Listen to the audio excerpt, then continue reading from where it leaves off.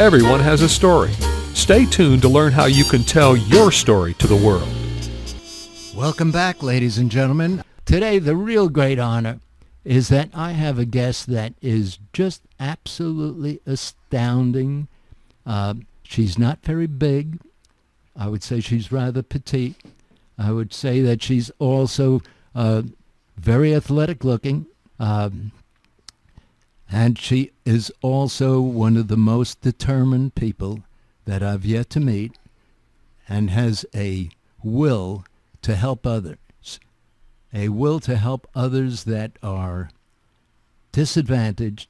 And I'm going to let her explain what she really does and why she does it in our usual way. But I'm just going to first say, welcome, Theresa Strong. Good morning. Well, it's so nice to have you and to have that big smile looking back at me. Theresa is the founder and the head honcho of Bel Inizio. Inizio. Perfect. It's the Italian word for Beautiful beginning. beautiful beginning. And this is such a beautiful beginning for both of us to allow Theresa to explain what she does. But like always, my guests are ordinary people that do extraordinary things. Ordinary people that, if they're walking down the street, you're not going to turn your head. You don't recognize them from the movies or being a famous athlete. But you have recognized them now after you hear what they have been doing and continue to do. Theresa, let me ask some very simple questions so that people will understand your background. Where were you born? I was born in Pontiac, Michigan. Pontiac, Michigan, named after the automobile and the Native Americans. Exactly. And what did your mom and dad do? My mom was a housewife. She raised 5 children. And my dad had several different careers. He was in sales, and then he had a remodeling company. Oh, home remodeling? Yes. Okay. And this was done in Michigan, Pontiac? This was all done in Houston. When my mom and dad married, Yes. they were in Pontiac, Michigan. Right. It was right after World War II. My dad had just started. Was he in the military? He was in the military. Oh, That's well. how they met. They met in Germany. My goodness. That's interesting. And they get married in the United States or in Germany? They got married in the United States. Okay. My mom came back to visit my dad. She stayed a while. She went back home. She came back again, and they knew they were in love, so they got married. Well, you know, that has happened so very frequently. And I know, just by what you said, they obviously had children and probably had a very successful life. Too many times in the service that I was in, we were in such a dangerous mission and being moved around so often that the guys would meet a young lady wherever we were, and they would fall in love, and they sometimes got married. And unfortunately, so many of those marriages broke up. So it's nice to hear that mom and dad at least stayed together. And where did you move? You didn't move directly to Houston, did you? No, I was born in Michigan, and we moved from Michigan, a couple different places in Michigan, moved to California, spent some time in Germany, Chicago was in the mix, and then to Houston. Okay. How old were you then? Well, that's not a fair question. Let me just ask you, we'll go up this ladder. Did you have sisters and brothers? I did. I have 2 sisters and 2 brothers. Okay, so there are 5 of you. Yes. Okay. And where did you start school? Started school in Pontiac, Michigan. Okay. And how long did you stay in that elementary class? Can you remember? I think I was there probably through 5th grade. Oh, okay. That's a fairly long time. So you Yes. got to know all of those kids. And it's 5th grade, and now it's time to move? We moved to California. Oh, what a major change. What made your dad and mom want to do that? My dad was in sales. He worked for Aviation Week and Space Technology, and they transferred him to California. Isn't that a magazine? It is a magazine. Oh, okay. So I thought that I knew you mentioned that he was in sales, but I didn't realize that he was selling space for the magazine? Is that Yes, he was selling advertisements. okay? So he moved over to California, Los Angeles. San Fernando Valley. Okay, very good. We were there for 3 years. We were there in 72 when the big earthquake happened. Okay, And then we left shortly after. and I could understand why. Why? Where did you move then? We moved to Germany for a year. Really? My dad had the opportunity, again with Aviation Week, to move back to Frankfurt, where my mom was from a little town outside of Frankfurt, Steinheim am Main. Well, I've got a wonderful story if we had a lot of time to talk to you about Frankfurt, Germany. Well, do you speak both languages? I understand German and I can get by, but German was my first language. Okay, so now we are back in Germany, and are you in school at that time? Yes, I was in 8th grade. In Germany? Yes, and I went to a German school, actually. My parents wanted us to assimilate into the culture as much as possible. And how did you feel? Was it uncomfortable meeting these boys and girls that all the native language was German? We had moved a lot when I was younger, so I was pretty used to going into strange environments and making friends. But it was difficult to go into school. By then I didn't have it. I didn't really remember German very much, so I had to get up to speed very quickly, Well, and that you- was challenging. Yeah, it's a challenge, but it's a great one, It to was. learn the language that you need to be comfortable in to meet with your friends and play with your friends and do things together with your friends. So that's just a great, great opportunity that very few of us have. Okay, so we're in Germany. Now what happens? We moved back to Chicago. Why Chicago? The same thing? The same thing. My dad got transferred, Okay. and we lived in Buffalo Grove, which was Okay. outside of Chicago, and we stayed there for 3 years. So that was, You spoke German to all the kids? yeah, I was back to English pretty quick. Okay, did you enjoy that? I did. Chicago was wonderful. Really cold winters, but we lived in a great neighborhood and went to a nice new school. Terrific. And what was Mom doing all those times? Oh, she was raising 5 kids. Still busy with the kids? Absolutely. Okay. Are you the oldest then? I am. All 5 of us were within 7 years of each other. Okay. So how old do you think you might have been when you were in Chicago? I think I was 15. Okay. 14, 15. So you were in 13, 14, 15. in high school at that time? Yes. Okay. Was that a big challenge to you? No, it wasn't, because we moved there right when I started high school. It was a lot of fun. Perfect. I could understand, but you were also fortunate that it wasn't right in the middle of when school was, being in the sophomore year or something like that. Yes. Okay, so you graduated out of Chicago's high? Actually, senior year, we moved to Houston. Oh, my goodness. So senior year of high school, we came down here. My dad changed companies at that point, so he Really? went into the oil business. Oh, my goodness. And I had my last year of school at Cy-Fair High School. Okay, now we're in high school and we graduate. While you were in high school or middle school, did you do any outside activities, or were you too busy to get involved in things like that? I did not do sports. I Okay. was very asthmatic at the time. Oh, So I didn't get active in sports until my 40s, actually. okay. But I was quite a reader, so I was very happy to just sit quietly and read books. Well, that is a education in itself, and one that I think expands your mind and teaches you more than you could ever imagine. So good for you. That is a hobby that lasts forever. Have you decided what you want to do and where you want to go to college? I decided to go to Sam Houston State University, To study what?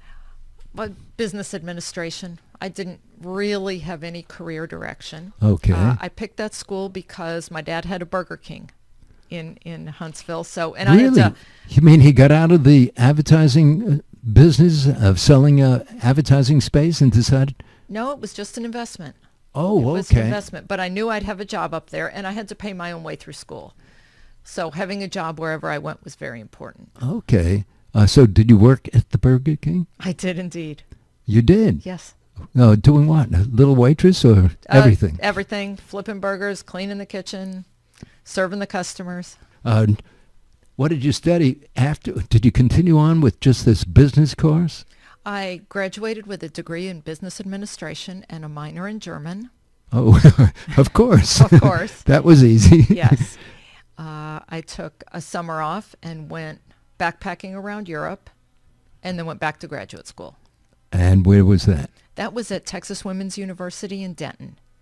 And I earned a Master of Fine Arts in photography. Oh, my goodness. Totally different from the business training. And what made you decide to do that? When I was in Europe, I was taking a lot of photographs. And this was, of course, back when we were still using film. And I liked taking the photographs, processing them, printing them, and wanted to learn more. Yeah, well, that's fun. It really is. And I know it's a great enjoyment to do that. Were you selling those paintings and pictures? No. Just I for was your own not. enjoyment? Just my own enjoyment. Perfect. So now we have a literary background, and now we're capturing the beauty and different scenes of what you're being exposed to. So that is sort of a mixed blessing in itself, rounding out your education in different ways.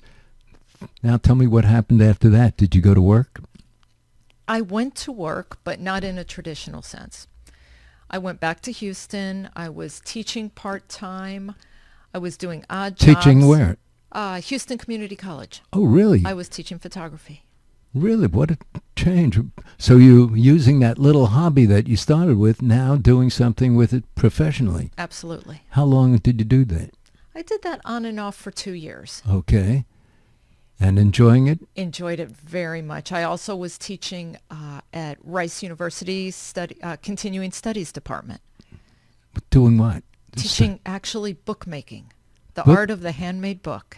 My golly, you are a jack of all trades, I've Theresa. done a lot of different things. You really have, but that's terrific. You are very, very interesting, Theresa, to have had this very jigsaw puzzle background of many, many different things and putting it all together. And now when you have teaching at the Houston Community College, different subject, and then switching over to Rice, which you can't get much higher as far as education, teaching something that I never even knew there was a course in bookmaking. The only bookmakers I've ever heard of are selling gambling things.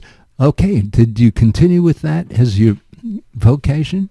I did not, actually. I went back to school again, and this time I studied instructional design at University of Texas in the Medical Center. Oh, my golly, this is the most educated person and you picked the 3 best schools that we have around here. Well, I don't want to always say just the very best, but among the best. And what did you do now? After I received certification in instructional design, I went to University of Houston Clear Lake and got a master's of instructional design. I've got to find out, what is instructional design? Instructional design is the coolest thing. What it teaches you is to be in between a subject matter expert and an ultimate learner. So there are people that know things inside out but can't teach them because they know it too well, and there are people that need to learn. So my skill is interacting with the expert and translating that information to the learner, whether it's through print, technology, stand-up training. Theresa, we're never going to get into the real subject matter unless I help us both speed up. Good. But I am going to ask you a question. Were you married? I got married later, a few years after that. Okay. And whatever happened in that marriage? Tom and I were very happy in that marriage. Tom developed brain cancer, unfortunately, and he died after almost 2 years. How long were you married? We were married 9.5 years. Okay. What did you do as a result of that very traumatic event? Shortly after Tom died, the company I was working for, at that point I was working for a venture capital company. I was a project manager. They also went bankrupt. And so I found myself without Tom, without a job, and my focus became getting work. Let me just interrupt. I can understand getting work, and I know that you're going to explain to me what that work is, but this is a very traumatic, I'm not going to say moment, but it is a traumatic event in your life. Losing your husband after being married 9 years, and also losing your job, not your fault, but the company just deceased. And now you are tormented and tortured in mind as to what to do, how to use that advantage. And I usually will let you go on and just explain it, but I'm going to compare it to going and finding your rainbow and what is your pot of gold. So with that brief introduction, tell me, what did you decide to do then? I was also volunteering at night at homeless shelters, and in the mornings I would run. And when I got up in the morning and made a commitment to myself to run, even if it was for a short distance, and I did that, my whole day went better. I felt good about myself. I felt I could succeed. Going into the shelters at night, I saw so many people that could use that same advantage, that same ability to make a commitment, to set a goal and achieve it, and wanted to work with them in physical fitness. But the shelters didn't have fitness programs. The transitional housing programs didn't have them. And it was a good idea.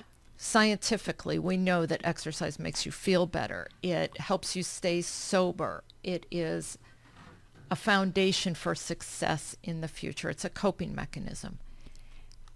And that's basically how Bel Inizio was born. Bel Inizio means beautiful beginning. Beautiful beginning.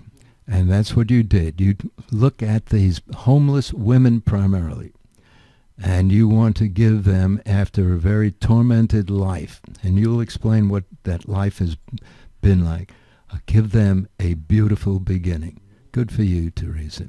Thank you. Well, why don't you explain about these ladies? I think people want to know exactly what their backgrounds were. Our clients generally live in either transitional or long-term shelters. They've been abused. They're in recovery. They may have their children with them. They may have lost their children. They could be serving jail or prison sentences. When you say abused, I'm going to put the words in your mouth. Sexually abused, whether they were civilians or military. And that is the composition, basically, of your audience. And you have tried to take that audience and lift them up through your, what do you actually do? You run with them? We do. We go into the shelters, and over an 8-week period, we go in twice a week, and we take women from sitting on the couch to moving all the way to their first 5K race. 5K, everybody, is 3.1 miles. Yes. And doesn't sound like a lot if you're in your car or in a bus or even if you're on a bicycle. Even if you try to walk it, you're going to get very tired. You may not even be able to walk those 3.1 miles. And to run it becomes a challenge if you haven't been doing it most of your life.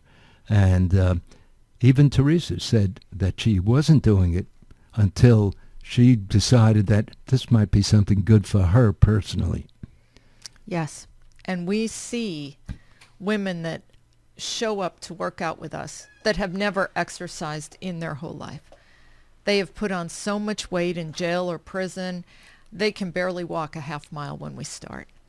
So what do you actually do? You take the women out of the shelter and you go someplace in particular? It depends on the shelter. For example, at Santa Maria Hostel, we are able to go to a park next door and work out. When we go to our Star of Hope location, we go out into the community.